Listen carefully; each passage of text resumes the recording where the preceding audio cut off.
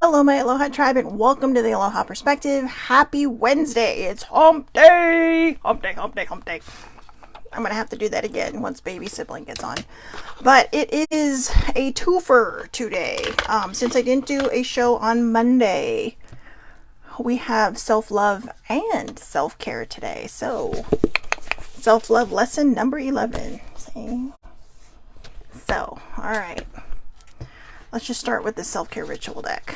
So we'll do these first. We'll chitty-chat a little about them, and then we'll move right into the self-love lesson right after this. And again, it's self-love lesson number 11. Good morning, older sibling. So, oops, there's one. Let's see. Oop, there's two. Three. Ooh. That's a good one. I saw that one. I didn't see the first two, but I saw that one. All right, one more shuffle, and if not, we'll just pick two more cards to go with it. Whoa. Okay, so apparently we get quite a few cards today. Looks like 7 total. 7 total. All right, so I'm just going to take these, mix them up a little bit, see what we got. Just as a side note, and just to remember, these are the sacred self-care ritual cards. So it's very possible that these cards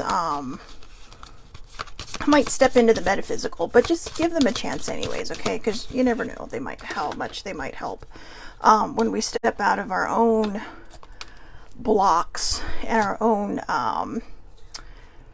I don't want to say judgments, but our own, well, I guess judgments, you know, and try something new, because you never know. All right, so good morning, baby sibling. Happy hump day. Hump day, hump day, hump day. So that's for her. All right, let's get rolling. Let's get through these self-care ritual cards so we can get right to lesson number 11 of self-love. All right, deep breathing, deep breathing, deep breathing. Now, the key on deep breathing is, well, first of all, to not make yourself pass out. Yeah, so I forgot to change my glasses, but I don't care. I figured, you know what? They're like outfits too, right? You get what you get. So anyways, one of the things about deep breathing, aside from not passing out, is to kind of recenter yourself, to kind of get back to that middle place where you're feeling not anxious, not super mellow, but just calm, right? And maybe it does need to lead you towards super mellow, but it's definitely meant to remove the anxiousness, to remove the overwhelming thoughts that may just be, you know, pummeling your brain. So one of the keys I've noticed, and one of the things that I've also that I've noticed in learning deep breathing techniques, is that no matter how many seconds you can, or how many, whatever count you use to breathe in, the count to breathe out is usually longer. So if you breathe into the count of 4 or 6, you were told to breathe out to the count of 8.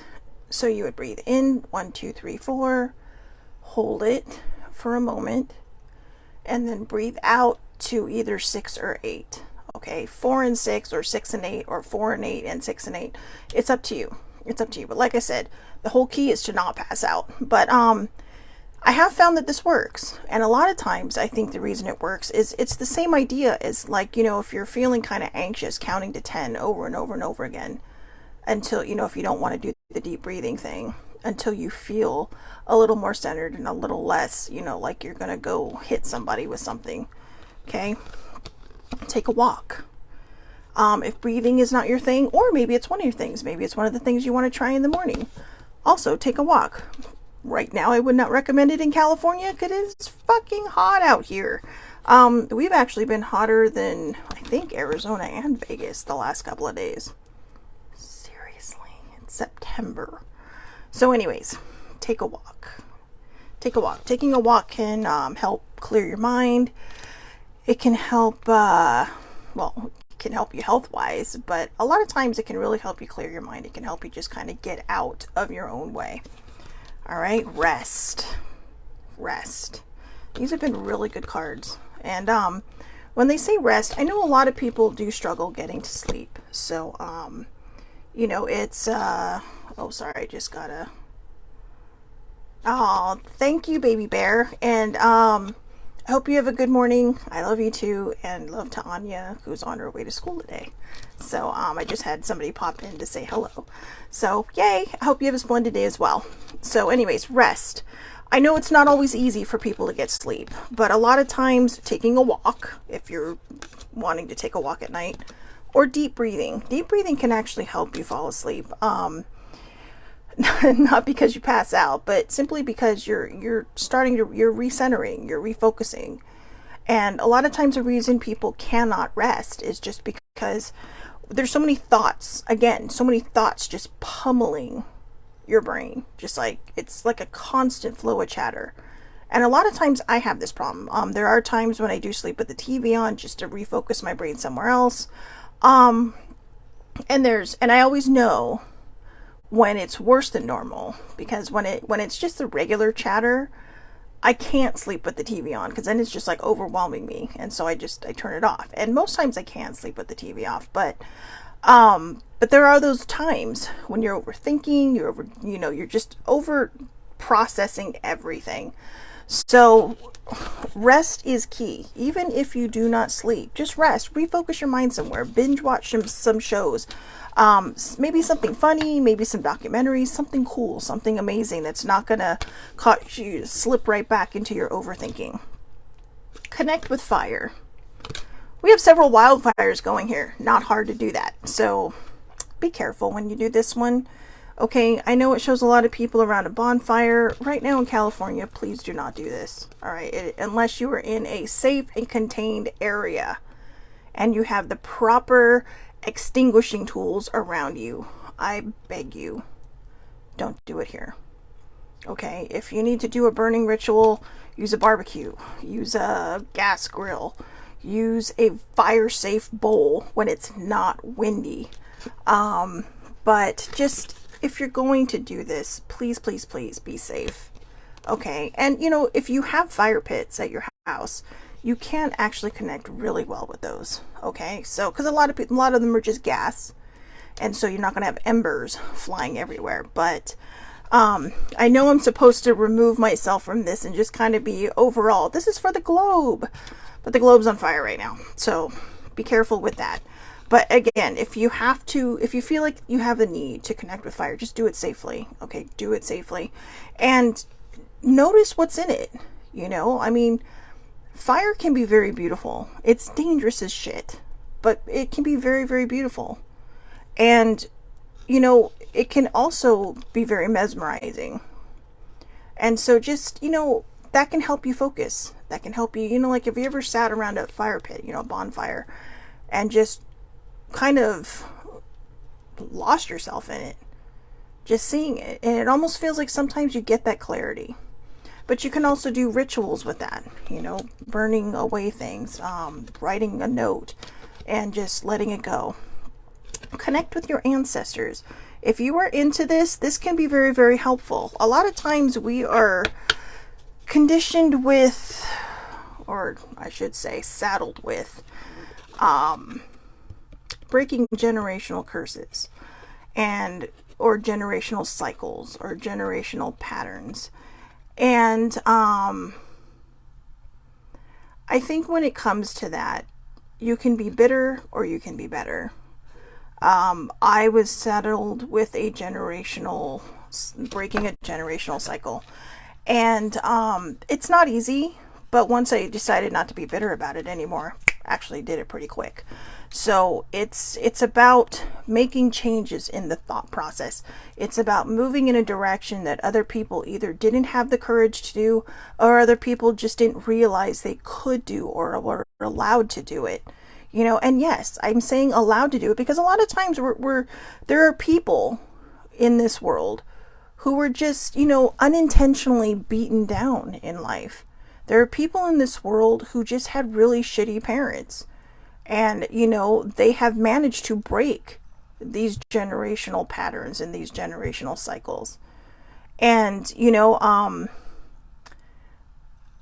I won't say it out loud because I'm not sure if I'm allowed to, but there is somebody else in my family that was also saddled with this along with me, and we kind of tag teamed through it. And I think they are a very, very good example. They know who they are. They're a very, very good example of breaking that cycle. And I've learned to break these cycles too. It's not always easy. It can be very, very hard. And it's scary sometimes too, because, it makes you look at people differently. But it also makes you see where they struggled. So you go from being bitter about it, and then you go to this place where it's like, okay, I get it. I get it. And then you choose whether or not you need to set those boundaries, or if the relationship wasn't that bad and it was just things that were kind of subtle, because there were generational patterns I had to break on a completely different side of my family that I had to do alone. And it was not easy. It was hard. But now I find myself looking at these people in a much different light, and a much better light, and less judgmental towards me and why. So it's hard, but it's worth it. So connect with your ancestors and ask them to help you through this, to help you understand more. All right. Use your hands. Use your hands. Whether it's creating jewelry, I made these. Well, actually, I repurposed these. I do a lot of repurposing, so that's why a lot of things are just one of a kind stuff. Writing, maybe you create things. This was actually created by somebody who was looking for a lip balm. Let me see if I can remember. Treat. It's called Treat, and TREAT.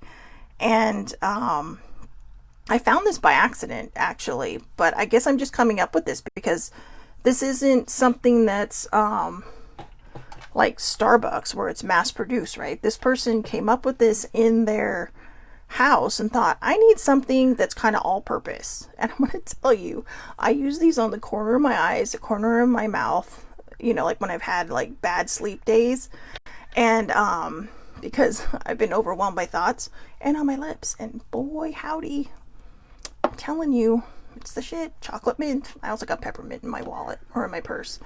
But all different flavors. But still, the point is, use your hands, whether it's for pottery, whether it's for writing, whether it's for grooming. Maybe you have a pet, or maybe you have a pet grooming business, because there's energy within us. And a lot of times, if you're very high energy like I am, the energy comes out through your hands. But use your hands, because it's a skill. Think about, to just even 100 years ago, where a lot of the things that we have now and are processed weren't machine operated. They weren't automated. They were done by hand. Cars, a lot of cars are still put together by hand. People are using their hands.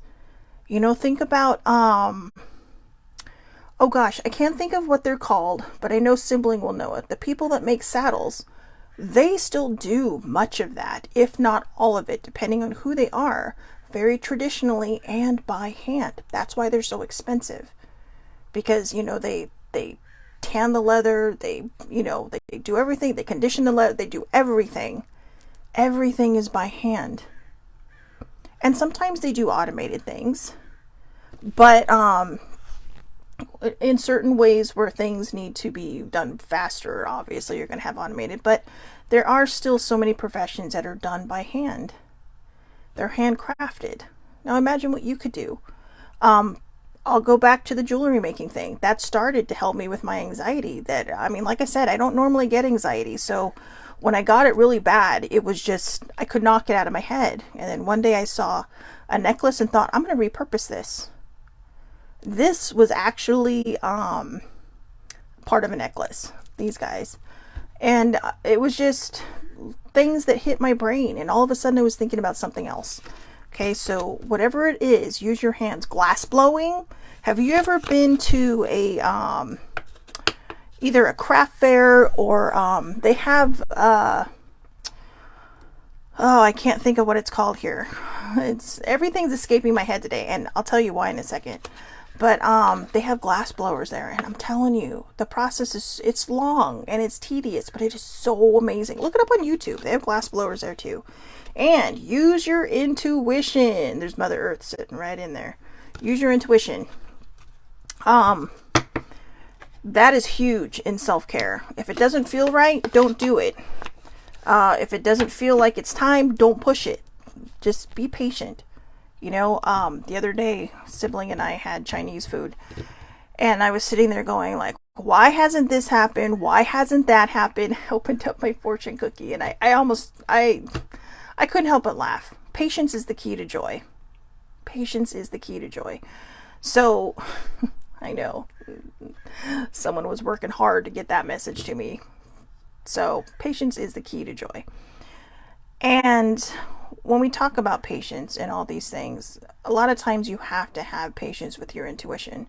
Because like I said, it's going to tell you what you need to hear, not what you want to hear. Your higher powers, your source, your spirit guides, your angels, whatever you lean into, it's going to tell you what you need to hear, not what you want to hear. And sometimes what you want to hear will be exactly what you need to hear, and it'll feel like that beautiful validation that you have. And those are the great moments when you lean into that validation. You're like, whoa, I really did know that. That happens when you listen to your intuition. So don't be afraid to do that, okay? So those are our self-care cards for today. Now, let's get to lesson number 7, or 11, I'm sorry. I'm telling you, I am dreading this one. And I think it's perfect for self-care because it's a mental, it's the mental aspect of our self-care. It's the how we, you know, how this is where I think self-love and self-care are really going to tie in together. So my not doing the show on Monday, I think, was actually for a reason, because I have to tell you, I really think that today's lesson go hand in hand with self-love and self-care. And I have been dreading this since yesterday, because I did read ahead yesterday because I was just curious as to what today's question was going to be. Believe it or not, I can actually go without looking at the next one on here. But even this morning before I started, I told older sibling, I said, I'm not looking forward to today's chitty chat. So sorry, I just realized my hair is uneven. I've got a stray hair back there. Yeah, I'm not looking forward to this lesson because I don't know how to answer it. So I even leaned into my guides and asked them, and they told me just to be honest. You know, I had to sit down with Archangel Gabriel, and I said, please give me the right words. And what I heard in my intuition was, just be honest. Go with the flow and be honest. So, holding a pen for some reason always makes me feel a little less nervous. Actually, I'm going to go with a different one. I'm going to go with my Smokey the Bear pen. Only you can prevent forest fires. So, sorry, I know. I love Smokey the Bear. My dad bought me this on his trip, and he was laughing because he brought me some pretty elaborate pens from the different places he went to. And when I say elaborate, I mean more than just they look like this. They actually look like something. And he was surprised that this one was my favorite because I love Smokey the Bear. I have a Funko Pop of Smokey the Bear. I take fires very seriously, okay? So, because see, it says right there, only you can prevent forest fires. So, and he's so cute. Anyway, see, this is what I do. This is what I do when I'm nervous about having to talk about something. This is what I do when I'm struggling with, you know, a certain subject. I start to ramble in 9 different directions. I start to trip over my words when I start to talk about what I need to talk about, and I try to go in every direction than the straight line. Okay? And so let's just get this out in the open. Self-care lesson number 11. How would you describe yourself in a loving way to a stranger? How would you describe yourself in a loving way to a stranger? Yeah, I feel like a little 5-year-old sitting here just rocking back and forth in my chair. I don't know. And I'm being honest when I say that. And I can feel the emotion starting to rise in me, and I can feel myself starting to choke up because I don't know. I honestly don't know. I know this is self-love lesson number 11. So if we were doing it normally, this would be day 11. So we wouldn't even be halfway through yet. But we're doing this differently. We're only doing 3 a week. And as we do these, I do actually think about the other lessons on the days that we don't have self-love lessons. And I can't lie to you. I don't like this question. How would you describe yourself in a loving way to a stranger? Because it's not that I'm not learning how to embody self-love. I am.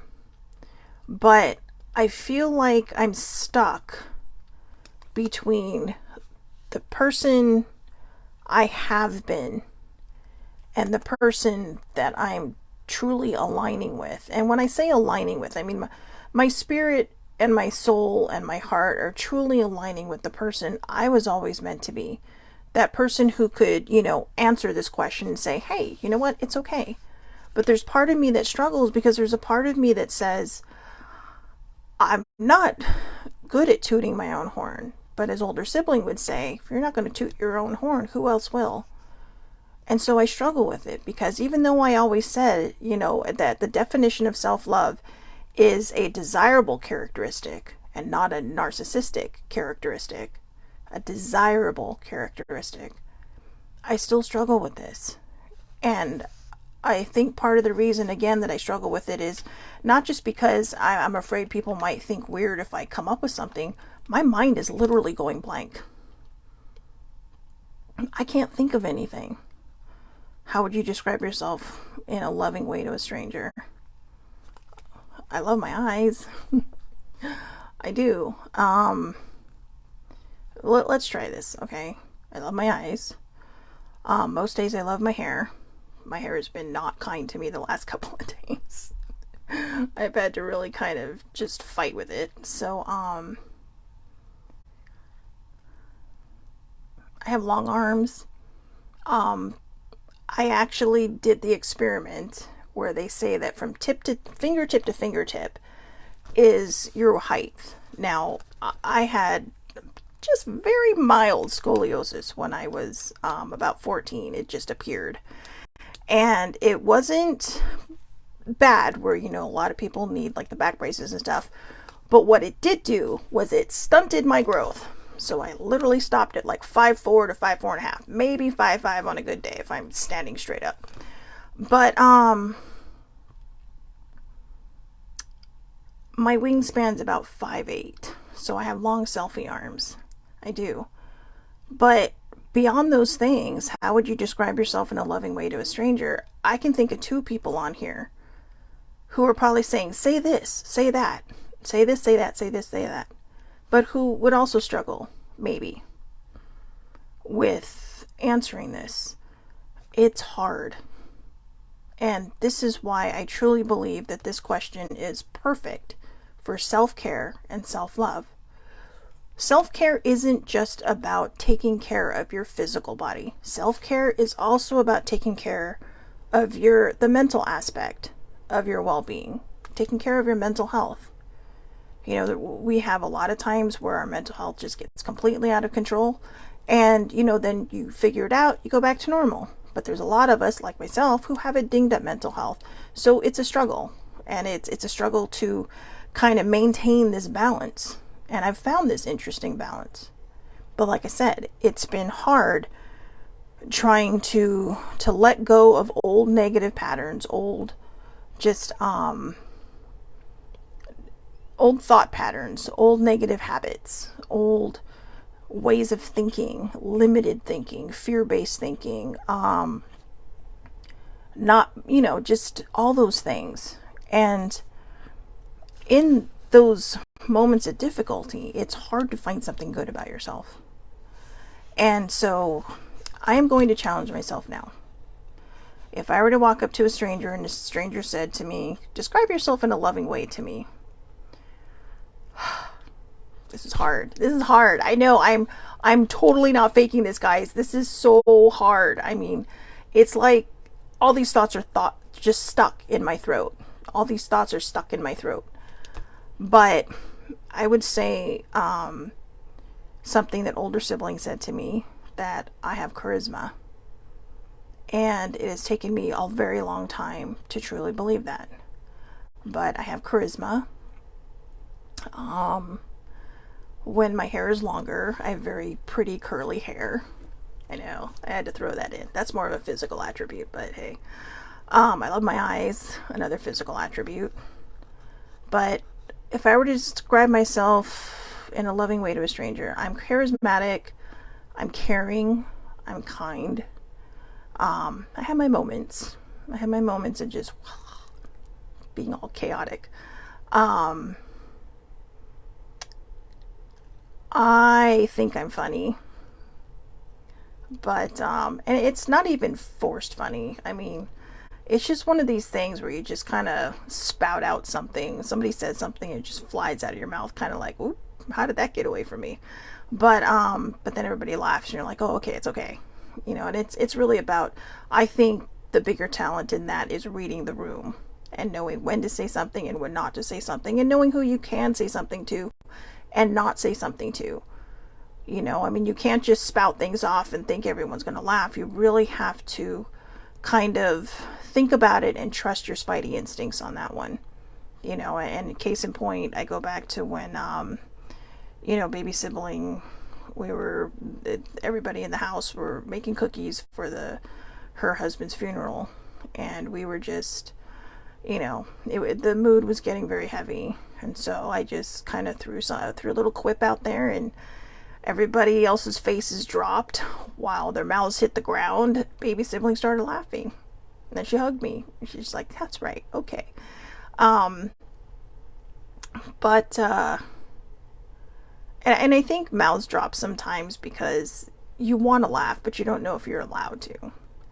So I think there's that. I do my best to be helpful. I do. You know, I mean, like I said, I'm human. I'm going to have bad days. All the things that I'm mentioning now, I try to make them a part of my everyday life now. I try to choose to be happy. I mean, I have a poster right behind this camera that says choose to be happy. And I have to put it there because there are times when I slip into old patterns and I forget. Because there's parts of me that used to believe that I didn't deserve to be happy. That I deserve to be punished for the millions of bad choices I've probably made in my life, or the bad things that have happened to me in my life. So, not the easiest lesson for me today. Not the easiest one at all. In fact, like I said, this has so far been my least favorite of them all. And, you can't, I'm raising this so you can see how I'm fidgeting down here with my hands, but I think whenever I do the self-love lessons, I always challenge everybody to say why. So how would you describe yourself in a loving way to a stranger? And be very, very honest with yourself. And I'm going to say this, if you can't come up with something right now, keep revisiting it until you do, and ask yourself why. Ask yourself why. Why do you think these things? Because see, here's the truth. I believe these things about myself. It has taken me a long time to wrap my head around the fact that I am a decent and good human being. That I deserve a lot of good things. That I deserve to be happy like other people. I deserve to be loved, but like other people. That I deserve to have good family and friendships like other people. And once I was able to wrap my head around that, it was okay. And it's like, okay, this, you know, it's a personal thing, but hey, okay. And, but then I found that I struggled with this lesson, because although these are things that I have felt in my heart and I've finally come to terms with, and finally said, okay, yeah, you know what? I'm not going to be perfect every day. Well, I'm not perfect at all. I'm perfectly imperfect, but I'm not going to be, you know, on my game every day. But as long as my good days outnumber my bad days, that's good. You know, the other day I was having a rough mental day, and usually I will signal that as I'll put a little meme on my social media saying nope. That way people that I know, if I don't reply to them in the text messages or the emails or whatever, don't worry, because they know, because I know they'll all see it. That's why I do that. But also to document the fact that we are going to have bad mental health days. But the one thing I did note in there is that I was sure that this was momentary and that it had been a long time since I had posted that. So I knew that my good days were outnumbering my bad days, that all this crap I've been through over the last couple of years, and especially the last year, they have helped me grow. They have moved me into being a person that I know I can look at and be proud of. Not because of where I'm at now, but proud of the person that fought to get me here. Proud of the person that went through all this bullshit to get here where I'm at now. You know, to kind of just, I feel like I'm really kind of discovering something right now about myself, guys. Even an older sibling and I talked about that yesterday. She's like, I love it when I'm watching your show and all of a sudden it's like something dawns on you and you're like, ooh. And I'm having that kind of epiphany moment right now. I've spent so much time beating up the person that I used to be, and the things that happened to me, and the choices I've made, and just kind of becoming a solitary hermit of sorts, that I forgot to thank the person that I used to be. I forgot to thank that person for taking on all the pain, all the struggles, all the hurt, and turning it into something I can be proud of. From going to victim to survivor to where I'm at now, where I'm thriving. And I couldn't have gotten there without the two previous me's being there, especially the survivor one, saying, you know what, yeah, okay, I don't know what it's like to climb Mount Everest. I don't ever want to know, because that's crazy. I mean, kudos to all the people that do. But this journey, on a personal level, and from all the documentaries I've seen, have really felt like it. There have been times when I felt like just, being on the ledge, you've probably figured the air is thin, you're super cold, you're super weak, you can barely breathe, and you just want to quit. Or your body makes you quit. You're just kind of like, but you're trying. See, a lot of people will look at the people on the mountain that never made it to the top and think, well, they failed. No, they didn't. I don't think they intended to die on the mountain. But they were aiming at a dream. They were aiming at a goal. And maybe the goal isn't just, there's so many goals in our life, but maybe the ultimate goal is that when we do depart this plane, to do it with a sense of pride, that even if we didn't accomplish some of the things that we did in life, we made it as far as we did. Those people that have, perished on that mountain, to me, they're incredible. Because like I said, whether they made it to the top and made it back down, or they made it to the top and didn't make it back down, or they didn't make it all the way to the top, they were in pursuit of a dream. They were in pursuit of something magnificent. And they were fighting against every element to get there. And I kind of equate that to people sometimes who, I don't want to trigger anyone, but I'm going to talk about people who take their own lives. I know that's kind of a weird way to equate things, but when somebody does that, they've hit a point where nothing ever feels like it's going to change. And I've had several near misses, I'll call them, under my belt, and I got lucky, and I'm past those stages of my life now. But I see the people that do succeed, and I know that it's hard for them. I know that if somebody said, how would you describe yourself in a loving way to a stranger, that could send them into a complete spiral. So I guess if I were to answer this now, as if I was answering it for the first time, I'd remove all the other things. And I would say to the stranger, I survived a lot, and I couldn't be more proud of the me's that are behind me, that pushed me to where I'm at now, who pushed through the pain. Sorry. Who pushed through the doubts, the fear, the limiting beliefs, the fear-based beliefs of not feeling good enough, not being worthy enough, not deserving to be happy, and who reminded me that I'm in charge of all those things, and that if an outside source does any of those things for me, that's the bonus.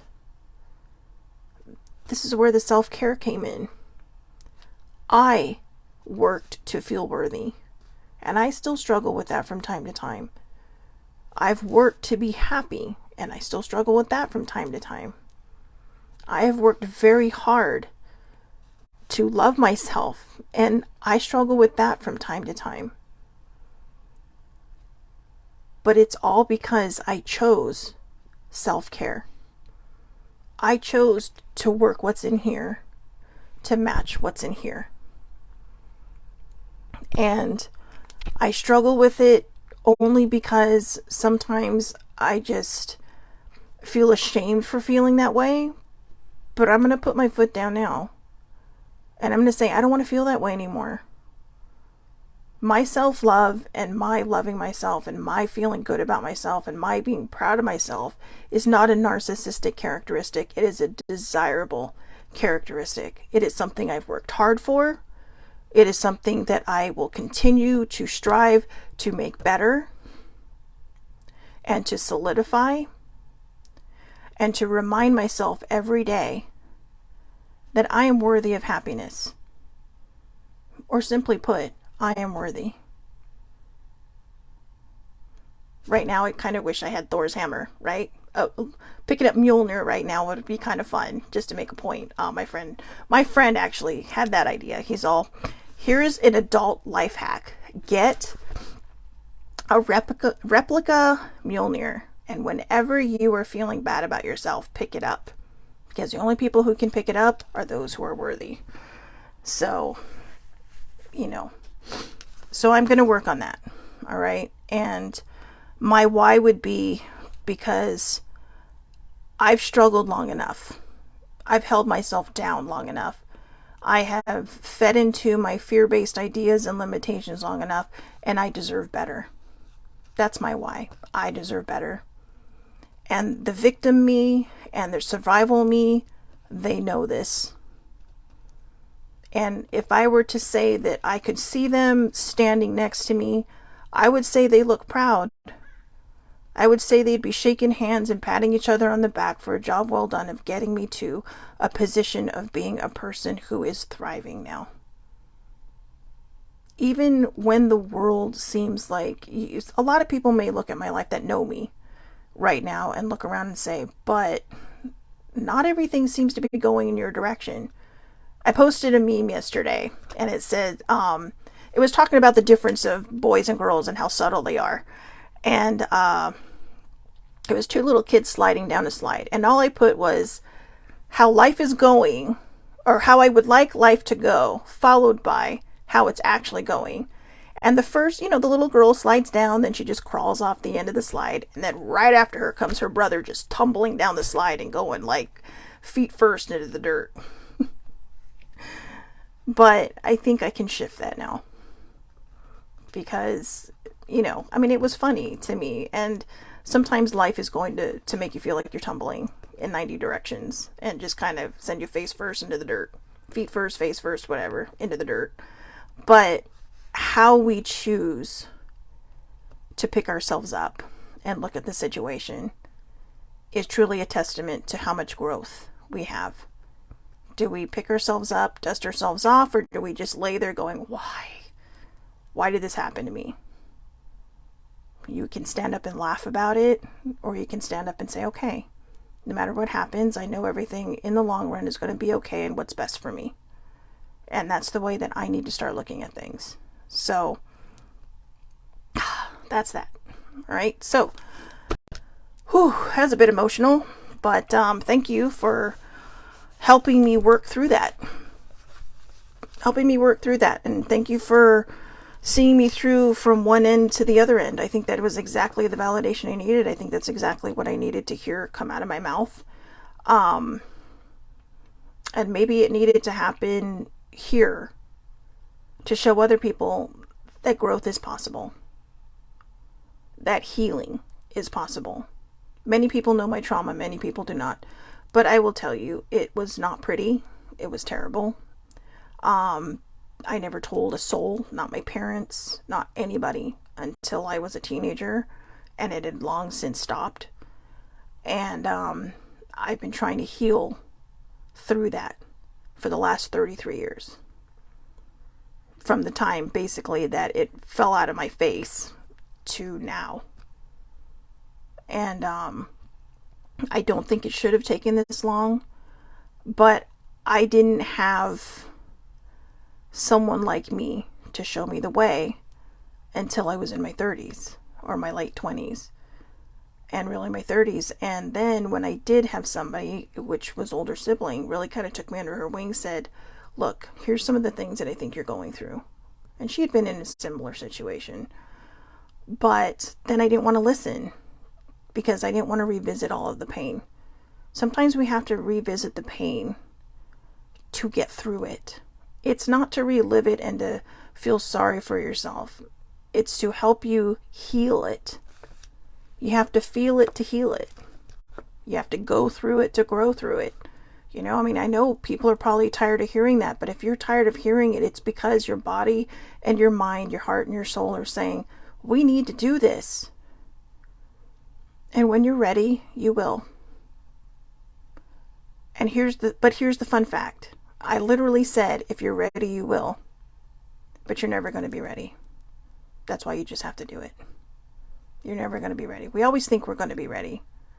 So I know that was kind of a confusing statement, and I apologize for that. But I think it's because it's an old me. It's that old limitation, right? Saying, yeah, well, when you're ready, you'll do it. I wasn't ready to do any of this. I was kind of thrust right into it. And the big thrust was when my mom died. And I really had to start facing feelings. And as I started facing feelings, all these different doors started opening. It's like someone found the skeleton key to all the doors that I had closed, locked, boarded up, and basically sealed behind walls, right? And somebody found them all and opened them all up. Some of them opened a couple at a time, never all at the same time. But one door led to another door that led to another door that led to another door. Until I finally walked out of the darkness and into the light. And that's where I had to do the big work. Believing in myself. Believing that all good things are possible. Believing that I am worthy of all good things. Believing that I deserve to be happy. That I do deserve to be loved. That I am worthy of just, great friendships and family relationships and even romantic partnerships. And that's not been easy. That's been very, very hard. So I'm sharing this with you all because don't take any longer than you need to. I think the key to take out of all of this, aside from the question, how would you describe yourself in a loving way to a stranger, is get comfortable being uncomfortable. There's never going to be a right time to heal. That's why you just have to do it. You have to start that journey. You have to start that path. And you'll find your own way. There are things that I may have said that might help. There are things that other people you might read about or see on social media that talk about things that will work for you. I have grabbed different things from so many different sources. And I see people now on social media, especially Twitter, that are just starting their journey. And I think, wow, I remember being there. And then all of a sudden it dawns on me how far I've come. And it's like, whew. And then you comment in their things and say, you know what? I've been where you're at. And it won't be easy, but it'll be worth it. Okay, so I hope everybody has a wonderful, wonderful day. I'll see everybody back here tomorrow, 8:30 a.m. Pacific Daylight Time for lesson number 12 of self-love. Yeah, lesson number 12 of self-love. Tomorrow will be a little bit more fun, okay? Not as serious and really kind of as today was. But, like I said, ask yourself the why on why that would be your answer. Is there more to it, or you just can't say it out loud? You saw how I struggled, so this is your journaling, this is your personal answer. You are not sharing it with anybody else unless you want to, so be completely honest with yourself, okay? So again, 8:30 a.m. Pacific Daylight Time, right back here, Facebook Live under Shelly, or, Facebook Live under Shelly Marie Lucas. Shelly Marie is one name, Shelly is one E. And, I also I also upload it to YouTube after the Aloha Perspective with Shelly Marie Lucas, or you can follow my Facebook page, the Aloha Perspective, where it does go up. The very last place I post it is the Facebook page. All right, so I will see everybody back here tomorrow, lesson number 12. Have a wonderful, wonderful day. Thank you so much for joining and for watching and for just listening while I worked all this out in real time. So, again, thank you all so much for watching. Have a wonderful, wonderful day, and I will see you tomorrow.